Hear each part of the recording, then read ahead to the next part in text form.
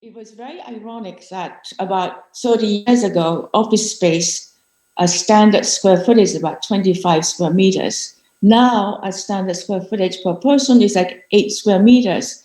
So, strangely enough, we are working, we are putting people into 30% of a space they used to work. So, in a way, the social distancing and everything is kind of increasing individual square footage, which means I think that Mori-san, I don't think you have to worry a lot about office spaces, but same footprint of offices will be occupied by less people, which means people will be working in shifts so that the cities will need to function in 24-hour cycle, not to 9 to 5 anymore, maybe earlier in the morning, and which actually helps in terms of women to work in small bits, and then in between picking up kids, and then to be able to disperse the workload in terms of time, as well as just going to the office and sitting at desks. So I think this combination, remote and also physical working situation, are absolutely critical for any knowledge-based creative work. But I think that two things, what I said is accessibility, walkable city. The second is thinking of cities in terms of 24-hour cycles, not like static spaces, but time zones, which will alleviate congestion and also gives enormous amount of flexibility to many people who will be working and living.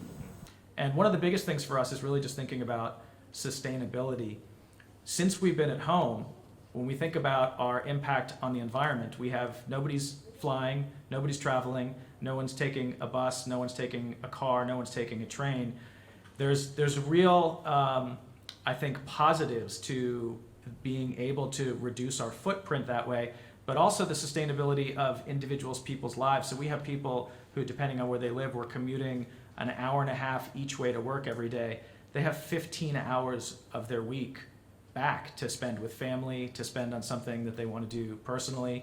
And so the flexibility and the sustainability and the impact on the environment, those are things that we're really going to try to balance in terms of how much we need to happen in offices and how much we can happen in other places. If we get back to the sustainability point and we think about long-term, the impact on the environment, the density of big cities is actually really positive. You take a place like Texas, where I live, in Austin in particular, which is not dense, everyone has a car. We have almost no rapid transportation at all.